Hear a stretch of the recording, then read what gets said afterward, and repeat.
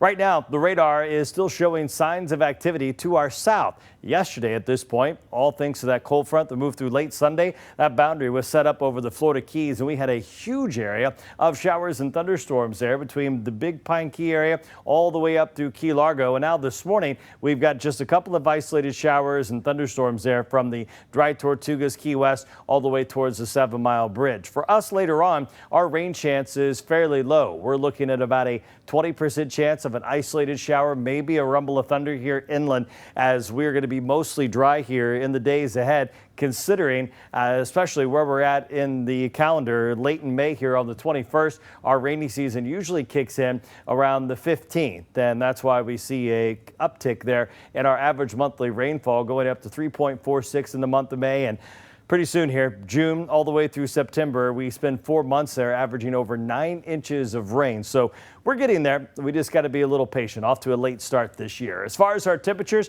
upper 60s to low 70s. When you open the door and step out, it feels completely different this morning. Even though our temperatures are still at or slightly above our average, we have been so warm and so humid that it feels quite nice out there this morning. Matter of fact, we're down another 4 to 5 degrees compared to where we were at this point yesterday. And our dew point values are sitting here in the mid to upper 60s. So we'll call it tolerable, right there in the middle of our muggy meter. And we've spent the last week or so at the top, as we've seen those heat index values in the afternoon get up to 103 to 105. Well, today with the lower humidity, despite the fact that we'll get up to 92, it will feel more like the upper 90s, which is doable here for this late in May. Our wind is light this morning. It will pick up later on, but you see that direction out of the northeast. The overall northerly component we've seen the last 48 hours has brought in some drier air, and we'll start to see the winds become a little more variable as those sea breeze fronts collide inland, and that's what will provide just an isolated chance of rain later on.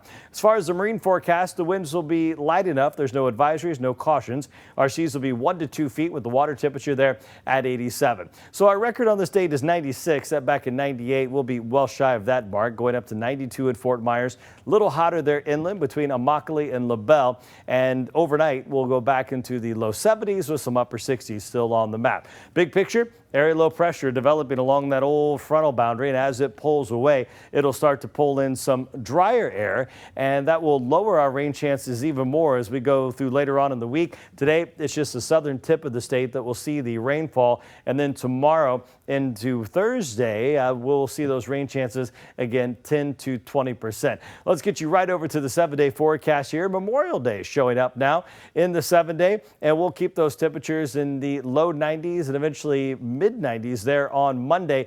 Right now, rain chances very, very low, especially Thursday and Friday as some drier air moves in. And then we'll see a 30, maybe a 40% chance of afternoon showers and thunderstorms starting Saturday, lasting through Memorial Day on Monday.